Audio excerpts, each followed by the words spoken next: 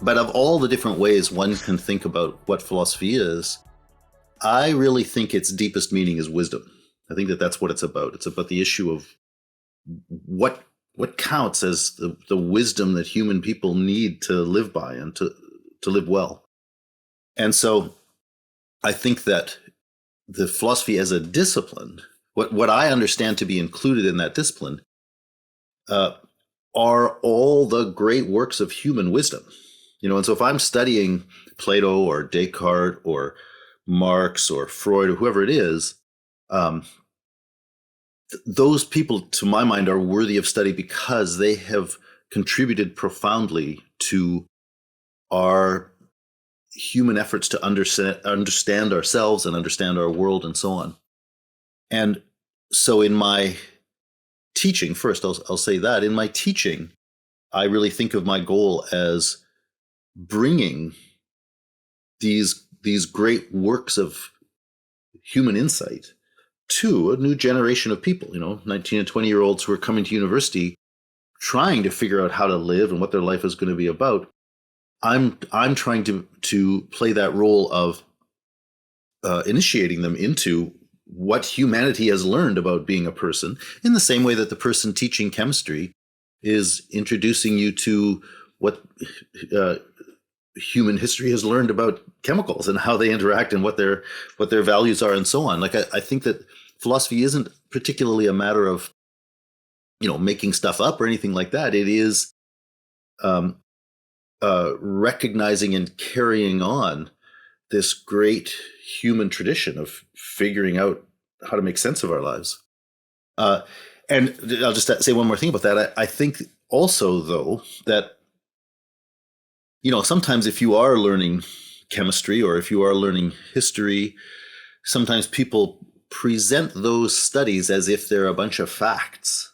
And so you think, okay, I got to learn these facts and it's kind of tedious or whatever. Rather than presenting those things, the history of chemistry or the history of dates and so on, rather than presenting those things as things the importance of which you can understand because they speak to real issues in our lives.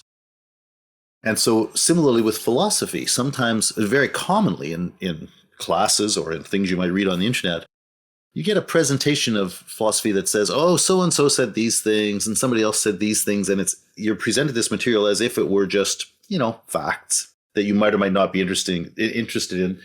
They're things you could use in a trivia game, but, whatever. But I try to teach philosophy quite differently. I think my job as a teacher is to show that these issues from 2,500 years ago or whatever it is are of gripping, should be of gripping interest to each student as an individual student, right? So I think of my job as trying to bring together the very personal concerns of individual people, individual students, with the great established works of our human tradition and showing that those works come out of the needs and interests that real people have, and therefore they can speak to the needs of real people in ways that are profoundly important. And so then similarly, in my own sense of, my own original philosophical work, I'm trying to do the same thing. So yes, I am trying to do something that is personally, profoundly meaningful to me, but that's not the thing by virtue of which it should be called philosophy. It should be called philosophy if it's actually wisdom, right? And so I'm trying to do the same thing that, again, a chemist is doing. Like I'm trying to be a scientist in a way. I'm trying to establish the things that are true and that can be shown by the most rigorous methods to be true and to draw on the most compelling evidence and all the rest. So I think of the thing I'm doing as extremely demanding and extremely rigorous, but it's not alienated. It's not the study of some weird object out there in the world. It is the study of the things human beings need, and therefore that rigorous, demanding study of the real character of things is also something that needs to be of profound interest to me.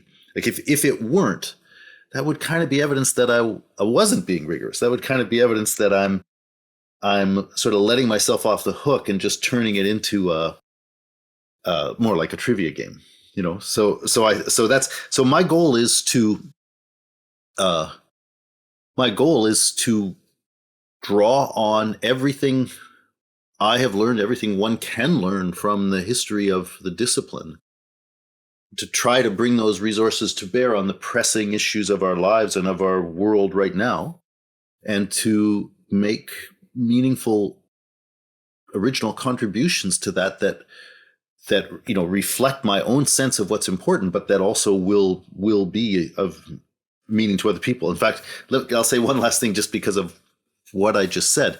That's in fact the specific project I'm involved in right now. I'm trying to write a new book, which I'm tentatively calling To Live in These Times.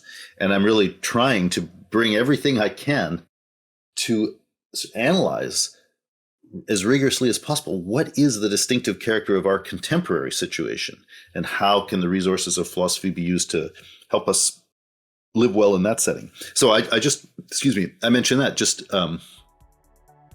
because that sort of completes exactly this thing I'm saying about what it is that I'm trying to do in philosophy.